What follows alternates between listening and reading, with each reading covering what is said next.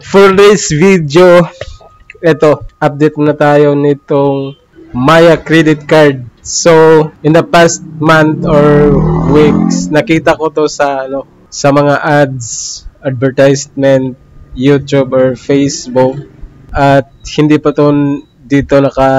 hindi pa available sa Maya app. So ngayon nandito na siya, makikita na natin na pwede na tayong mag-apply. So itong credit card na in-offer ni Maya is 2-in-1 to.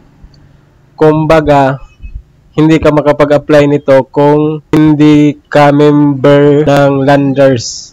Kung may existing account ka na sa Landers, pwede ka na mag-apply dito. Pero kung wala pa, pag nag-apply ka, hihingan ka ng account number mo or account number mo sa Landers. Kung wala, kailangan ka munang mag-register. So since mayroon akong Landers kasi nakita ko to sa ads. So nag-apply ako. Kaso noon, yung Landers lang mag-notify sa'yo na member ka na ng Landers, magpapadala sila ng email. Pero hindi mo alam kung approve ka ba sa credit card. Kaya pala dito ka mag-apply. So nag-apply na ako dito.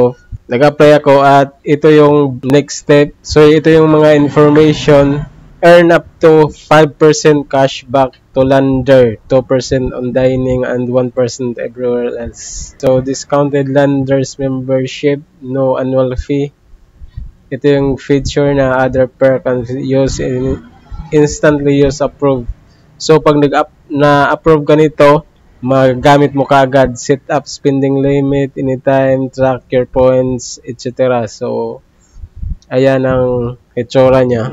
Kung late payment is 1,000 your minimum amount due. So may 1,000 na minimum amount. So pag malaki siguro, mas malaki pa dyan.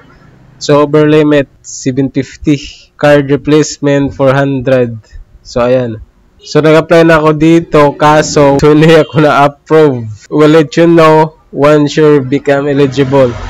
Until then, keep using Maya to unlock more exciting product and feature. So ayan, hindi ako na-approve.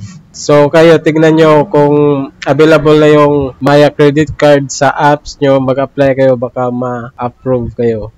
So yun lang.